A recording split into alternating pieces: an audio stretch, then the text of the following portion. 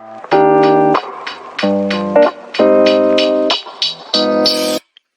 I'm Jimbo Paris, and you are listening to the Jimbo Paris Show.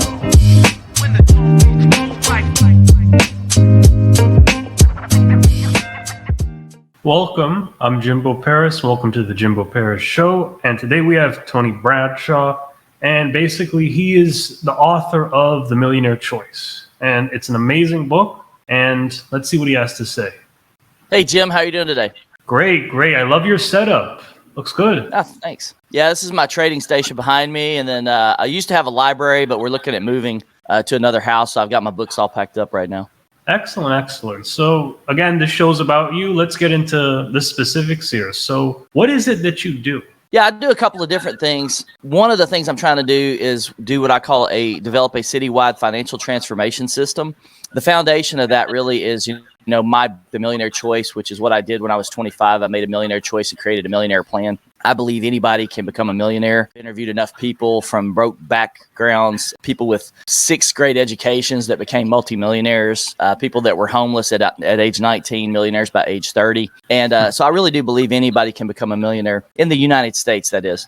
Other countries, they face different hardships, but definitely in the United States. And so what my book teaches is that what I call the 10 keys of the millionaire, foundational elements that I used in my journey to become a millionaire. And a lot of guys teach, finance. A lot of the things are very similar. There's a lot of overlap. I think what makes me a little different is that I believe once you learn those things, you can predict when you're going to become a millionaire plus or minus 1 year. And so for me, my plan carried me out about 15 years. I've met people that have done it as young as soon as 7 years.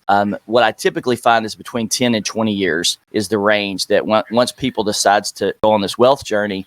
And then that component is part of what I call a citywide financial transformation system, which is a bigger picture or vision of what I have, which I would love to see everybody in Nashville, Tennessee, my hometown, have a millionaire plan just like I did when I was 25. And so I'm banding together with a bunch of people, other financial teachers here in town, trying to create a financial speakers network so we can shoulder that burden together. I don't think I can do that by myself. It's too big of a goal. But if I can get 20, 30, 40, 50 different financial teachers in the local market to work together, then I believe we can accomplish that goal. And some of these people have the same hearts that I do. They're just working individually. We're all doing our own things versus working together. And there's power in numbers, Jim. And that's what I'm trying to do. Outside of that, man, I'm doing some coaching, business coaching, and some what I call influencer coaching. I worked for a guy named Dave Ramsey for 15 years and helped his company through the digital transformation, really become a digital company. He had been doing his business for about 10 years before I got there. And I kind of ushered in the digital age through that business for 15 years and then left there in 2016.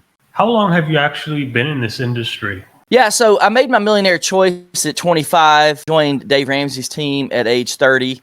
And then did 15 years with him. Went out to Salt Lake City for a short stint with another guy that had a similar mission to Dave. That was short-lived due to some SEC involvement. So I was only out there. But that's where I got my vision for the Millionaire Choice, was while I was in Salt Lake City in 2017. It's one thing to do it for somebody else. It's another thing to do it for yourself. So started writing on my book in 2017 and then released it 2018. So doing this on my own has been through since about 2017. So that'd be about 20, right around 20 years, 22 years. Can you kind of give the history a bit of your career, how you sort of began to adopt this mantle of being kind of the millionaire advisor in a way? I'll rewound the clock because everything we do in life, even down to our childhood, plays out in some way in who we become and who we are. I started learning about that when I started learning about, vocation. So there's a wonderful guy named Dan Miller who was very instrumental in me leaving my previous career, which I was an engineer, mechanical engineer, manufacturing engineer. Once I started figuring out, and this was like mid 1990s, late 1990s, the power of the internet and being able to manipulate data and send data all over the country. That was a very powerful thing for me. So that made me decide to leave behind engineering and move into the digital age. And so I learned how to program, manipulate databases, build databases. I wouldn't say I was particularly good at it. I was, good enough to be able to switch careers and make something out of it. And I think my real gifting is more about just thinking out of the box and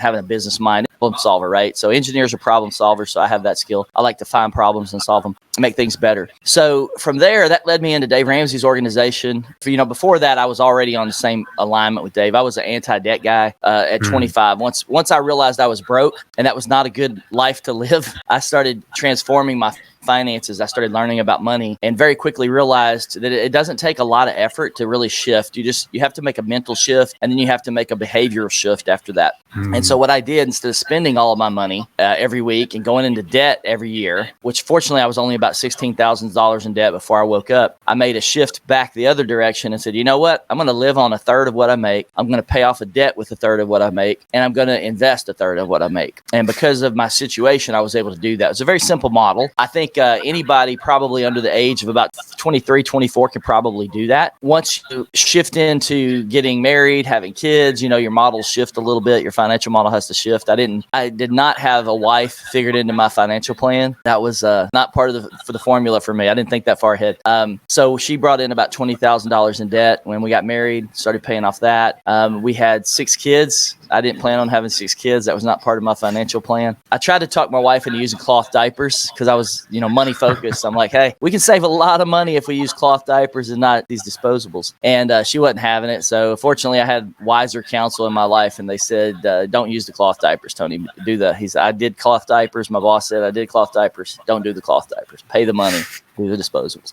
So we did, but I did the math on that. We spent about $9,000 in diapers across 6 kids. I mean, yeah, it adds up, man. It was about $1,500 a kid. Now that was 20 years ago for most of the kids. Some of them are about 10 years ago. And I don't know what diapers are costing these days with inflation, but I can't imagine. That was kind of the journey. And then at Dave's company, led some digital stuff, digital business development, and had a lot of fun there. And then really, I hate to say it this way, but I really didn't learn a lot more financially during those 15 years because there's a model that Dave teaches, and I adopted that model. And then when I left Dave's, that's when I started expanding my own financial mind again. So I've got in my book, if you've read it, Millionaire Key number 4 is Get Money Smart. And I believe you've got to, just like you learn math, English, and science in school from age, if you go to school from K through 12, that's 12 years of school, 13 years of school, that is. Then you go off to college, you get 4 more. You get a master's degree, you get 1 or 2. You get a doctorate, you get another 1 or 2. And just like you study, you have to study those subjects to become masters of those subjects. You have to think that way about money. You have to think the same way because you have to become a student of money. If you want to learn how money works, you got to become a student of money. You got to learn how it works. And that means you can't just read one book. A lot of people read Robert Kiyosaki's book, which is a great catalyst, Rich Dad, Poor Dad. And that's a big one. Like when I have people on my show, they go, I was broke and I read Robert Kiyosaki's book and then I became rich. And they started working on that model. And there's other people who, didn't do as good of a job with that book. But a lot of the people I talked to used Robert Kiyosaki's book as a catalyst to shift their mind. And then after they shifted their mind, they shifted their behavior and started building wealth. But that's kind of the long and short. I'm not a CFP, certified financial planner. I'm not any of those things. I don't have any of those accolades. I'm a planner. That's what I do. I did planning for manufacturing and engineering. I did a millionaire plan for myself. I've done millionaire plans for other people.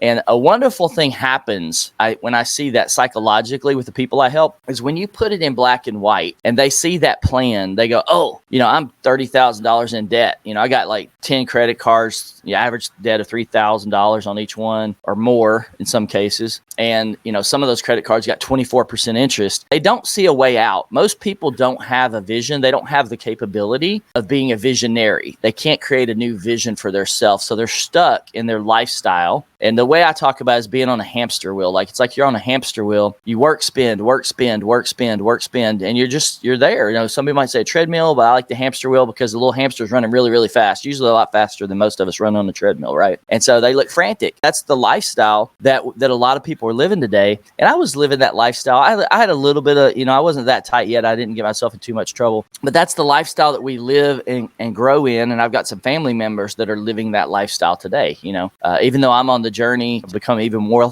wealthier than I am, my family members did not come along on that journey with me. And that's a sad thing. There's not a whole lot I can do about that one. Yeah, so I was doing a bit of research on you, and the income of the neighborhood you grew up in was a bit different from what you were making now, from what I understood. Oh, yeah, it was definitely a different lifestyle. Some of the things I've even forgotten. I've remembered a few more of those in the recent days. When I wrote my book, it wasn't uncommon for us to have our water cut off. I think it was pretty much an annual occurrence, and it's because parents ran out of money. They couldn't pay the bills. The water man would come out, shut the water off. I would go out. At first, my dad was doing it. When I got old enough, I would do it, right? And they use this tool called a water key. You can pick them up at Home Depot or Lowe's. And it's just a piece of metal with another couple pieces of metal welded to it at the end, and a little handle at the top. And I would pop open the water meter, drop the little water key in there, turn the meter on. We could take showers, we could wash dishes. And that works pretty well until they decide that, hey, they turn the water back on. So the next time they come out, they put a padlock on it. And so they turn it off the first time, they padlock it. And then I believe even at one point, I believe we had our meter taken out and had to pay a large reconnection fee at that point. And so that was a lot more expensive to get those kinds of things done. That was pretty common. I didn't think much about it back then, but now being an adult, I'm like, that's not a normal way of life. That's not normal. I didn't wear the nice clothes.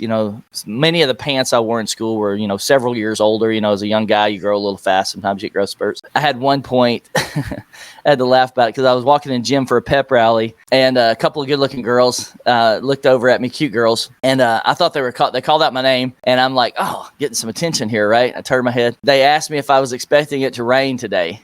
I'm pretty slow on the uptake, Jim. And so I looked over kind of like, oh, I don't know what you're talking about. And then I just kind of turned and kept going. And later I'm like, oh, they were making fun of my pants because my pants were about 2-3 inches off my ankles. Of course, they were, a lot of the kids I was going to school with, we were in private school. My parents sacrificed. They believed in giving us the best education they can afford, faith-based education. And so they sacrificed a lot for that. And even though we struggled financially, there were some trouble putting food on the table. Like, I don't remember ever going hungry at all. It was just things like that. And, in our inside of our house, we weren't the best housekeepers, very disorganized, and not to trash on my parents at all, because we all have our problems and things. And when you look at where my parents grew up from, both of them came from broken homes. So they did not have good models, and I'm a big believer. It's a foundation. Like, you can either build a foundation where your children after you can step on that foundation. And my parents gave me a much better foundation in life than they had. My dad was out of school in 9th or 10th grade with his last year of education. He has trouble reading. He's very apprehensive about reading. And he did not have a father figure in his life and was supporting himself pretty much at age 9, 10 years old, trying to survive. And that was his lifestyle, Not a lot of family support structure there. My mom was a little bit better, but she had a very dysfunctional family as well. So there wasn't a lot of, other than her mom, she didn't get support from siblings. It was a very dysfunctional single family household. Even today, it's a weird thing, but weird families are all over the place, right, Jimbo? Exactly. So kind of getting back to sort of your knowledge, what are sort of your thoughts on things like personal finance? Yeah, so I think the biggest thing that you got to do, that people need to do when they start, okay, I'm talking about starting, to break free off that hamster wheel I mentioned, because, 70% of people, over 70% of people were living paycheck to paycheck before this incredible inflation that just hit. So it would not surprise me if you're looking at 85% of people right now living paycheck to paycheck just because of the inflation and the gas prices and the food prices and everything else that's going on. It would not surprise me in the slightest. The first thing you got to do is you got to develop a vision, right? So most people don't have a financial vision, so they just keep repeating the same things their parents did and their grandparents did before them and their great-grandparents did before them. So there's this cycle that kind of gets repeated in your family until you break it. I think I saw a quote, I can't remember who wrote it, but it says, if you don't have any millionaires in your family, be the first millionaire. And that's what I am. I'm a first-generation millionaire. I'm not a silver spoon, right? So I didn't inherit anything. In fact, most people who inherit money end up losing it. The family loses that wealth. So it's once you get wealth, like I've gotten, now I've got to figure out how to get my kids to then also come along with their mindset and shift with me so they don't just lose it, right? So that's the cycle. And I don't have that figured out yet. I'm working on it. The first thing you got to do is shift that vision and develop a vision. So if you're familiar with Dave Ramsey is the best in the world at getting people in the game of finance. There is no second closest person to Dave other than Robert Kiyosaki. I mean, I hear a lot of people, Robert's book is very international. I think Dave's probably a little bit stronger in the U.S. For personal finance than Robert. I think Robert's is strong in the U.S., but also stronger in international world as well. But Dave is giving people a vision because most people who are broke can't imagine a different way to live. So what they do is they go, I'm broke, this hurts. What can I do differently? And they find Dave Ramsey because Dave Ramsey is pretty much the most accessible guy. and he's got the best platform. So what they do is they go, oh, Dave Ramsey says I can be debt free. And so that's the vision. You can be debt free. He's giving you a vision that's attainable for your mindset and where you're at. If you're broke and struggling and you can't pay your bills, you can't imagine being a millionaire. That's difficult to imagine being a millionaire. That's a big vision. Like how can you go from being broke and not paying your bills and borrowing money to being a millionaire? That's a big jump. But they can make a smaller step, and that's a baby step. That's why Dave calls them the baby steps.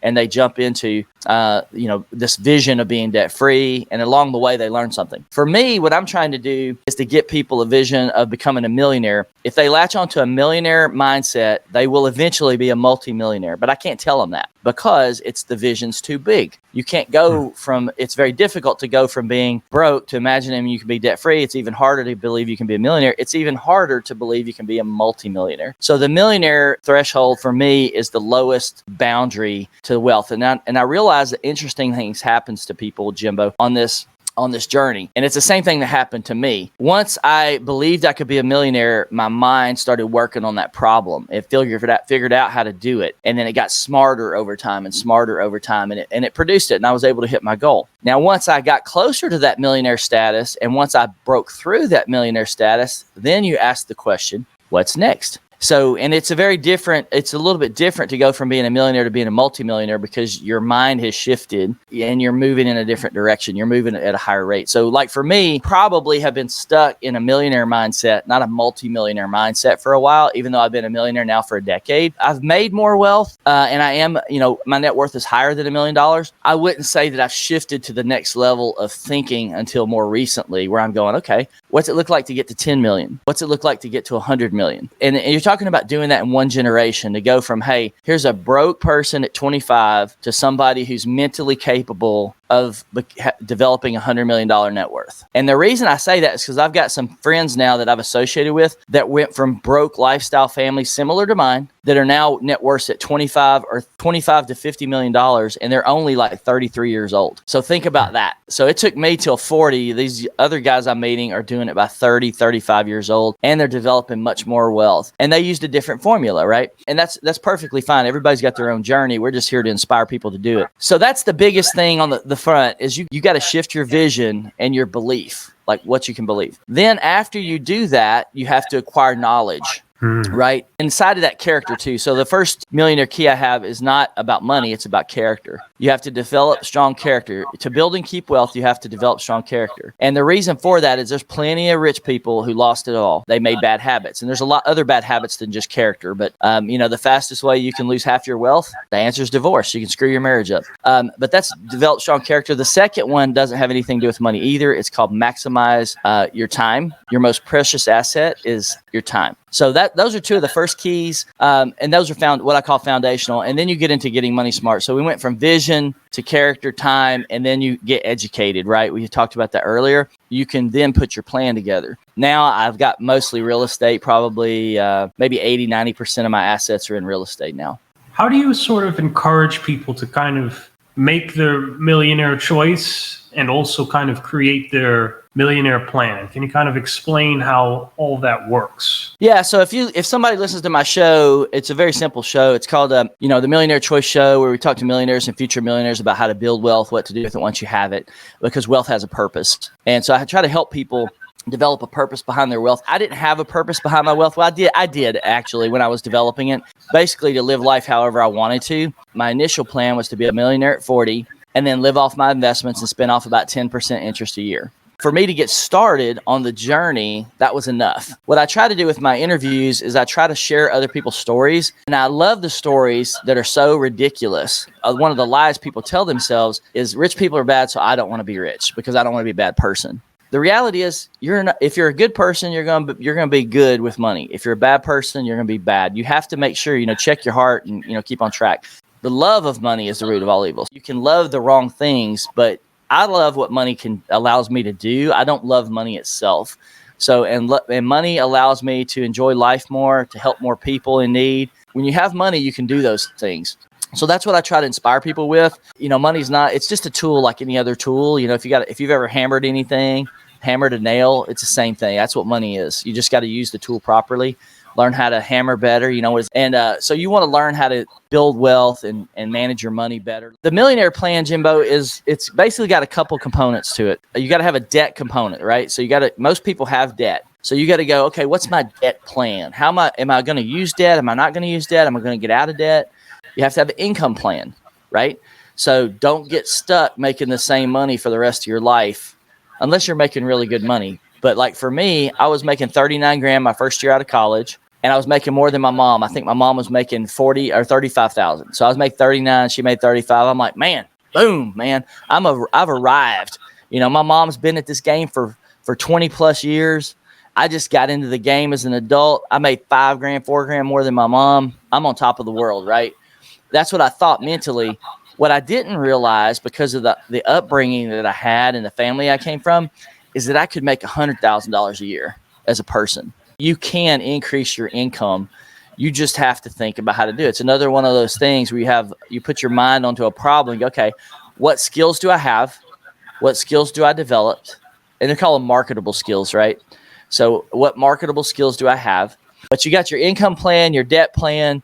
Then you need how do you multiply your money, your investing plan. So how am I going to invest my money to actually multiply it? Because that's the principle that most people aren't doing, right? Their budgets are going out into living expenses and into toys or, vacations, but all their money's flowing away from them. You got to create a mechanism that allows money to flow back to you. Right now, we kind of live in a very crazy economic climate. What do you see happening?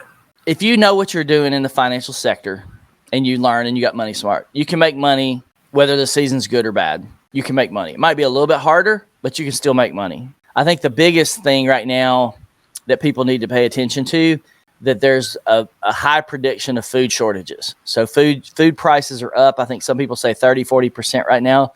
I would start stocking up on food. If you want to learn more about that, your listeners want to learn more about that, there's some videos out there from Jordan Peterson. I just saw one from him talking about it. There's a lot of people out there talking about this stuff. The way I explain that is usually there are problems with food distribution in areas. Like, so you might have, if you have food distribution problems or growth problems in America, then, over in Ukraine or Europe or Africa, there's not a problem. So you can kind of move food around the world, right? It's interchangeable. Maybe you pay a little bit more for it, but food moves around the world. It's a system, right? It's a global system of food distribution, right? What's happening right now is there's food issues in all of those areas. And so I would encourage you to learn a little bit more about it, I believe it's very much an engineered occurrence. I don't believe it's a natural occurrence. All right. Well, this has been an excellent interview. You've definitely given a lot of information. And, I hope you like this interview just as much as I did. So, if there's any final words you'd like to kind of deliver to the audience. Take time to get money smart, guys. Invest in yourself. That's the best way to say it. Your time of learning is investing in yourself. The more you invest in yourself, the better off your life's going to be. Whether you're investing in your marriage, I've got 6 kids. I have to learn how to parent my kids better, right? So I have to learn and study how to parent kids in a better way. Any of those things that you want in life to make your life more fulfilled, invest in yourself and, maximize your time. One thing I don't do, Jim, we didn't talk about this. The average American spends 120 hours a month watching television or videos. Those kinds of things are not investing in yourself. That's entertainment. It goes nowhere. And just like your money can appreciate and bring value back to you, like through investments, your time is the same thing. So the more of your time that you put out there into things that return investment and dividends back to you, the better your life's going to be. Whether that's investing in your marriage so that it comes back, investing in your kids so it comes back, investing in your health. I neglected my health for a while. I paid a price. Now I'm investing in my health again. I'm getting healthier. That comes down to eating and exercise and things like that. But you got to, rewire your mind to do that and develop a vision for your future. If you can't develop one and you need help, feel free to jump on a call with me. I give a 1-hour free call away every day to anybody that wants to book time with me. You can find me at the Millionaire Choice, millionairechoice.com, and get on my calendar. I'll be glad to talk to anybody that wants to. Okay, great.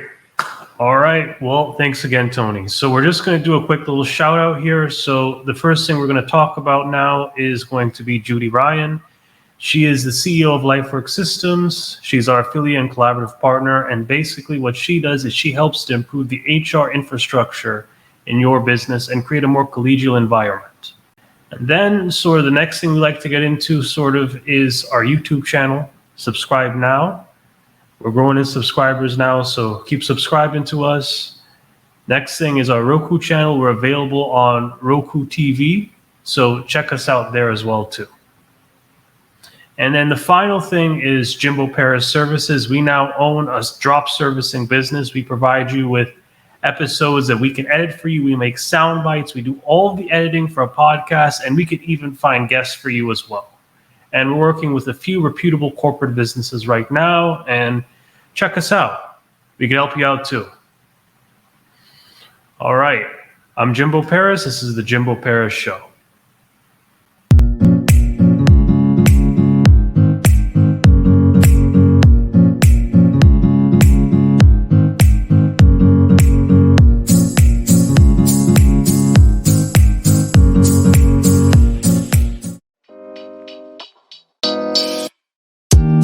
Thank you for listening to the Jimbo Paris Show.